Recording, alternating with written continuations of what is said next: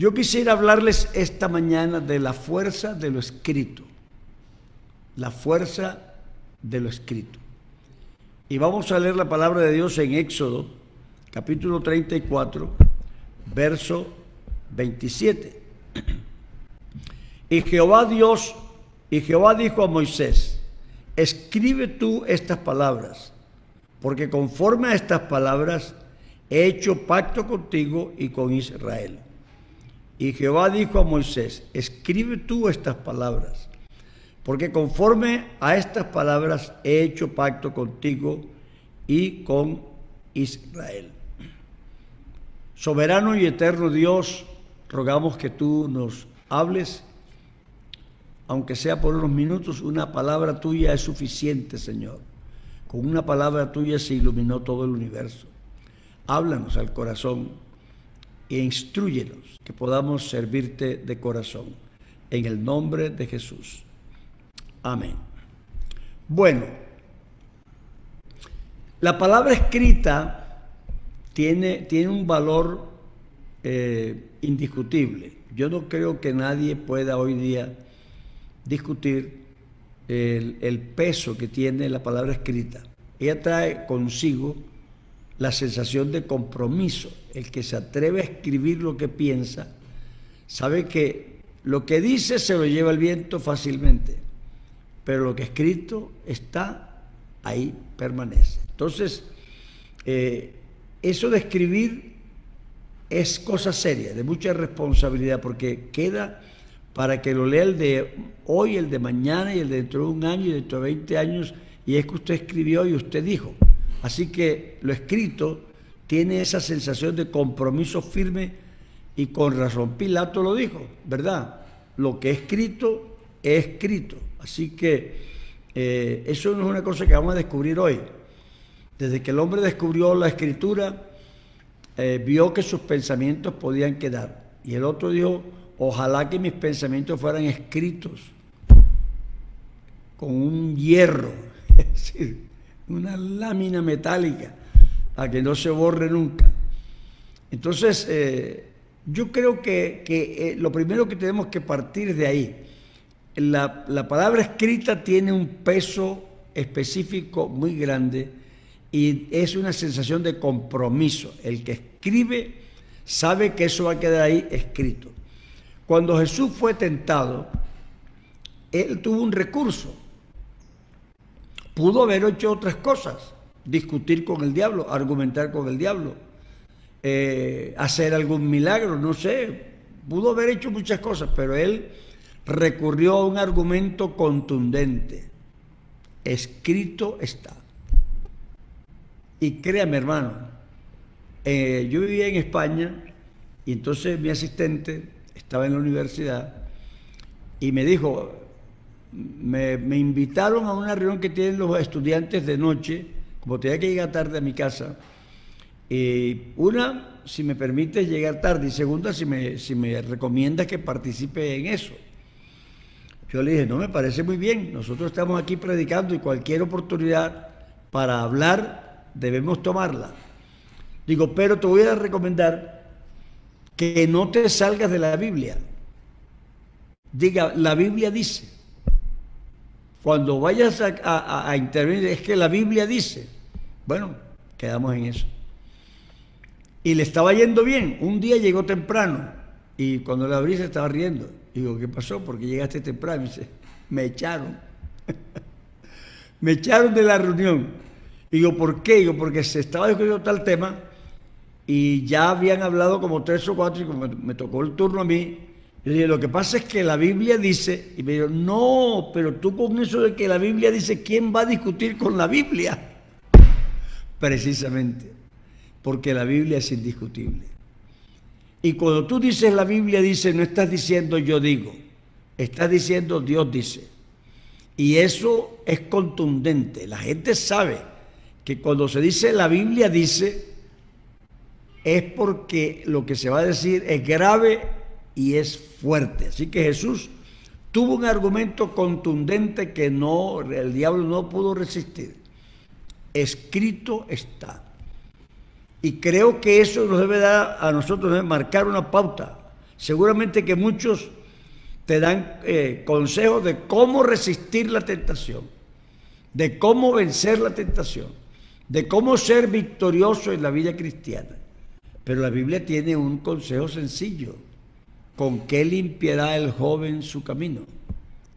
Con guardar tu palabra. ¿Y qué es su palabra? Lo que está escrito.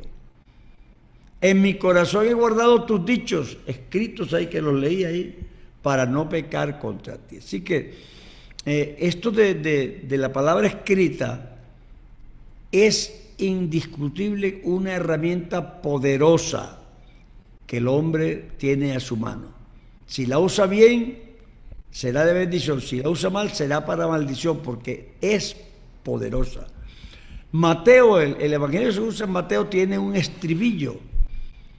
Yo recuerdo que cuando estudiaba yo en el Canadá, fui a predicar una campaña a Ontario, y predicando en el culto evangelístico había un joven allá en la puerta. Era el año 1967, cuando la guerra de los seis días, allá en Israel.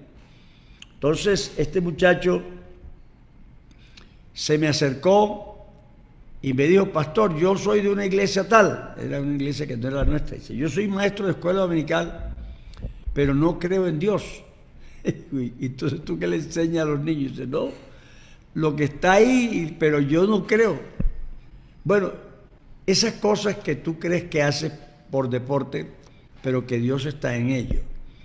Yo me había comprado un Nuevo Testamento muy bonito y había tomado el Evangelio según San Mateo y había subrayado todos los versículos que dice así como está escrito, como dijo el profeta, como se está escrito, para que se cumpliese la palabra, para que se cumpliese lo dicho por el profeta, para que cumpliese lo que está escrito.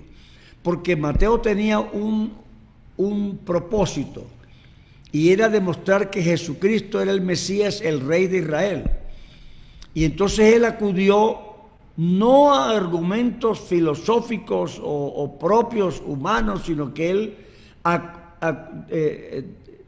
fue a las fuentes, lo que está escrito. Así dijo el profeta, así dijo el profeta, y fue necesario que se cumpliese lo que dijo la profecía, porque está escrito. Y creo, hermanos, que de pronto no hemos explotado tanto esa fuente de poder y de gracia que Dios le ha puesto a disposición, y es lo que está escrito. Esos 66 libros no fueron escritos para vender, ni para ganar dinero, no fueron escritos para el lucimiento de un escritor.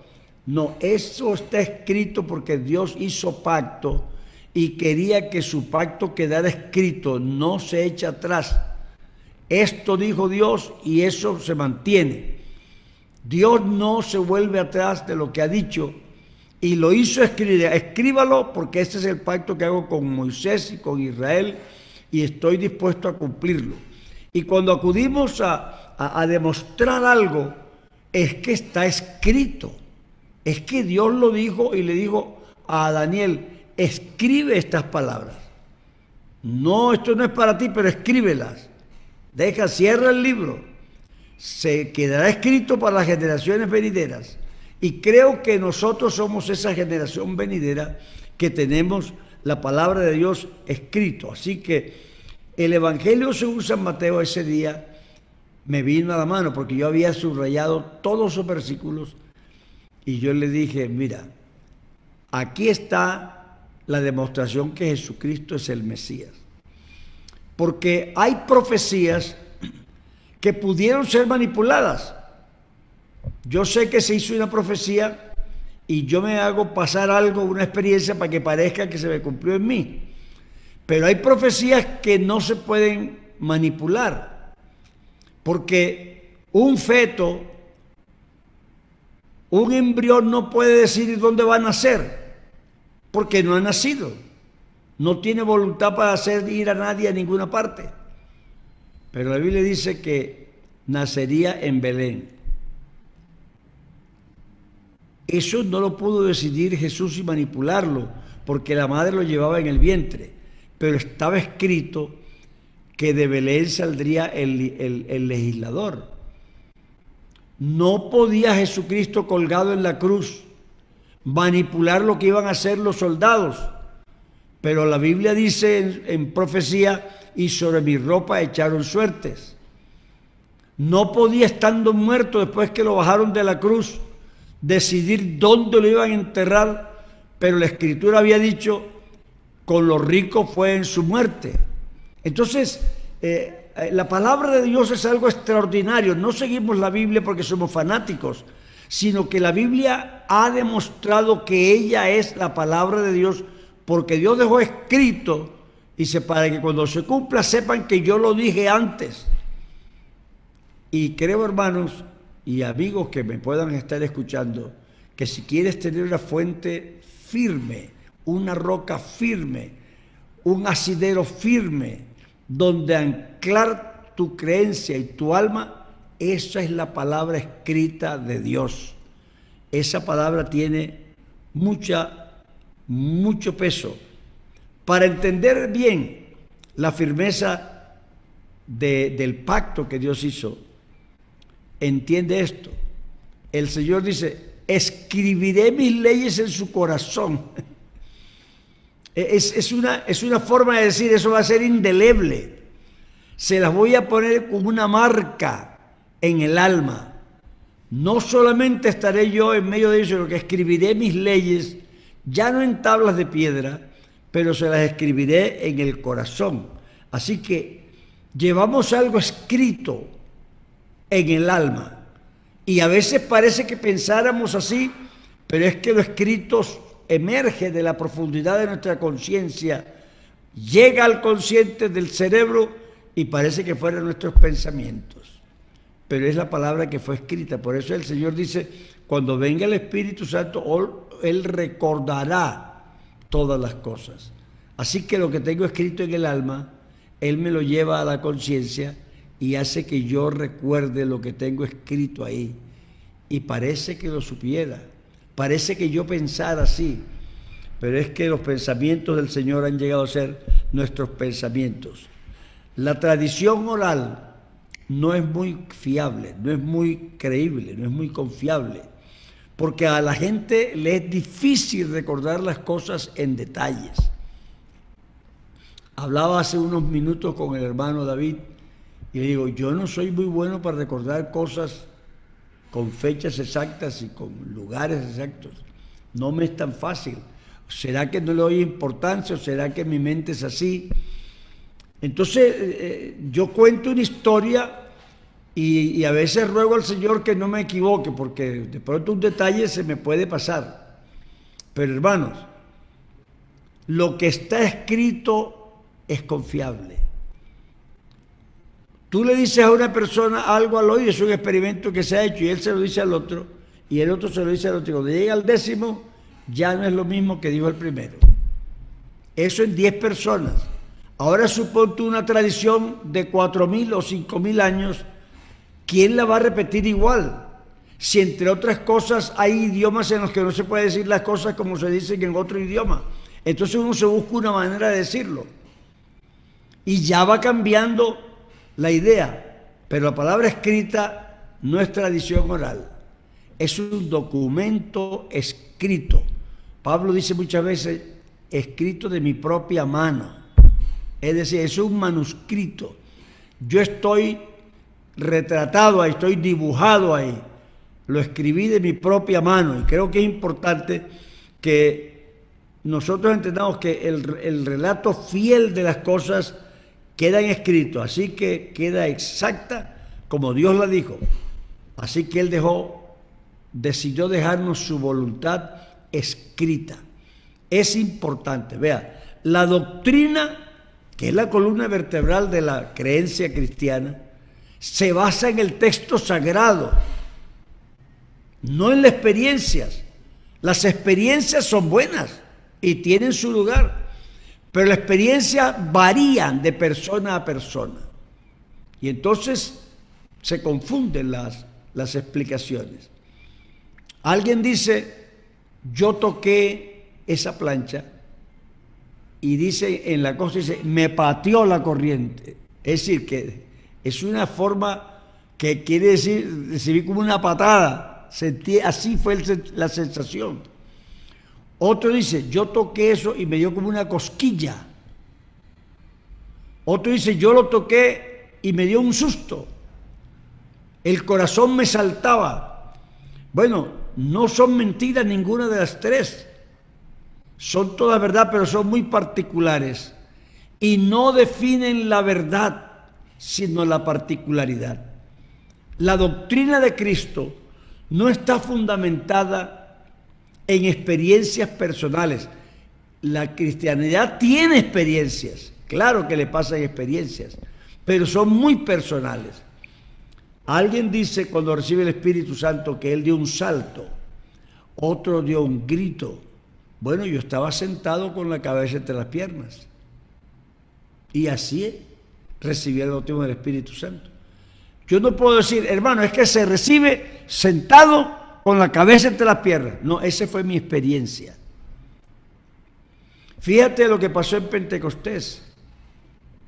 Cuando llegó el día de Pentecostés estaban todos unánimes juntos. Y de repente vino del cielo un estruendo y un viento recio que llenó la casa. Y se le aparecieron lenguas repartidas como de fuego sobre cada uno. Y hablaron en otras lenguas según el Espíritu les daba que hablasen.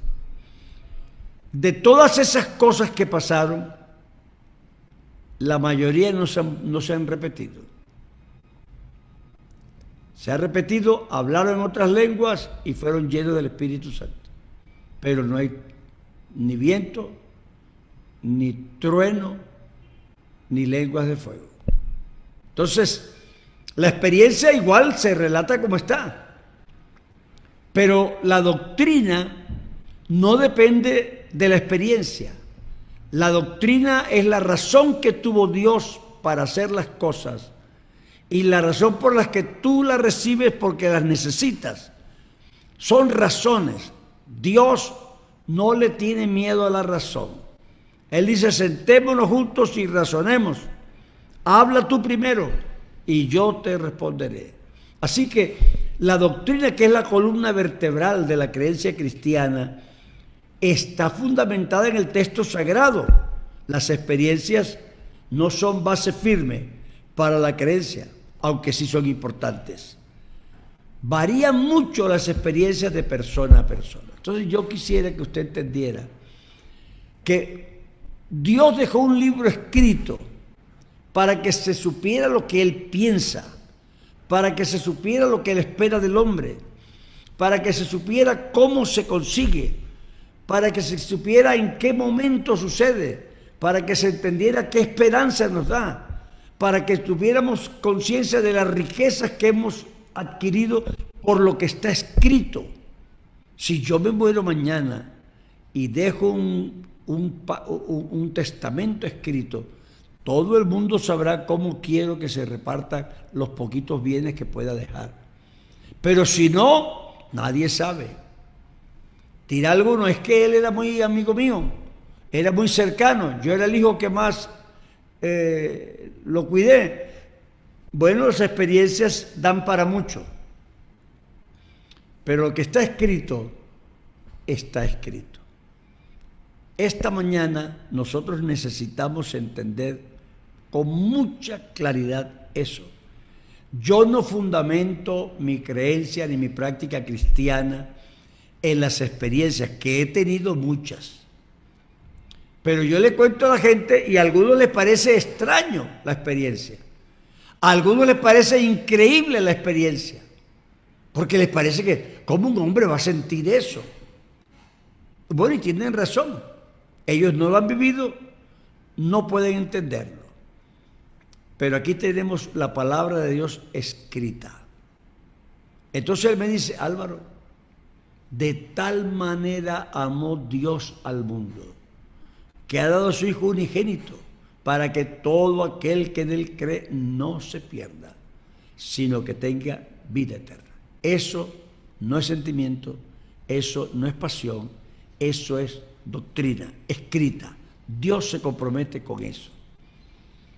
De modo que si alguno está en Cristo, nueva criatura es.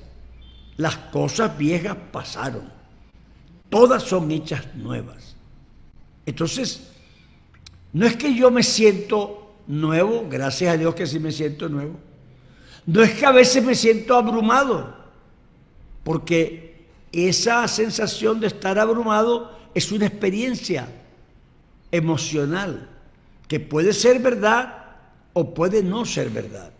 El salmista dice: Señor, ¿será que no volverás a hacernos propicios? ¿Será que no volverás a salir con nosotros a la guerra? ¿Será que te has olvidado del tener misericordia? ¿Será que has escondido con ira tus piedades? Y eso es una sensación abrumadora. El hombre está en el suelo, contra el piso, pero esa no es la verdad. Esa es la sensación que él tiene. Él reacciona y dice: no, enfermedad mía es esta. Yo mejor me voy a acordar de los días de la diestra del Altísimo. Fíjate cómo la sensación puede variar. El hombre de un estado de ánimo pasa a otro estado de ánimo. Pero nosotros tenemos uno que no cambia. Y lo que ha dicho, lo dice ahora cuando yo estoy contento, cuando estoy triste, cuando estoy que se me murió mi mamá, o cuando nació mi hija, o cuando me casé, o cuando la novia me dijo que sí, o cuando me invitaron a un banquete, o cuando me tropecé en la calle. La palabra de Dios no cambia por mi estado de ánimo ni por mi situación. Así que es importantísimo que nosotros demos ese valor que tiene la palabra de Dios, la palabra escrita, la fuerza de lo escrito. Así como lo que Dios escribió tiene ese peso, lo que la gente escribe también. Porque a usted le dicen: escríbelo. Lo llevan ante el juez, le hacen una entrevista. La policía le dice: escriba su testimonio, escríbalo. Y después dice: usted escribió esto, ¿verdad? Usted escribió, esto lo dijo usted. Y cuando tú hablas con Dios: Señor, tú lo escribiste, ¿verdad? Aquí está. Aquí está escrito. No le pidas a Dios lo que a ti se te ocurre. Pídele a Dios lo que Él escribió. Y sabemos que tenemos nuestras peticiones, porque pedimos de acuerdo a su voluntad. ¿Cómo sé yo su voluntad? Porque Él la dejó escrita. Él dejó esta palabra escrita para que yo pudiera confiar. Y qué bueno, hermanos. ¿Cómo me salvo? ¿Cómo me arrepiento? ¿Cómo mantengo comunión con Dios? ¿Cómo me trato yo con el prójimo? ¿Cómo trato yo a mi mujer? ¿Cómo trato yo a mis hijos? ¿Cómo hago yo los negocios? ¿Cómo le gustará a Dios que yo viva? Eso está escrito. Eso no es lo que te diga yo, lo que se me ocurra a mí, o lo que te diga el sacerdote o cualquier pastor, no. Ahora, si te lo dice, pero está escrito y te lo dice, es que mira, la palabra de Dios dice esto. Eso es otra cosa. Yo recuerdo cuando yo era niño, el hermano Larsen tenía un dicho en los cultos. Él decía: traiga la Biblia al culto, pero no como dicen algunos pastores, de que tráigala para que sepa que usted es cristiano, no le dé vergüenza. Él no decía así. Decía: traiga la Biblia al culto para que usted sepa si lo que yo estoy diciendo está escrito ahí o no. Eso es para controlar al pastor, para controlar al predicador, que no se salga de lo que Dios dijo. Y quiero que sepas, hermano, que mientras tu pastor y tu predicador te dice lo que Dios dijo, la palabra fluye. Si alguno ministra según el don que Dios le dio. Pero si alguno habla, hable conforme a las palabras de Dios.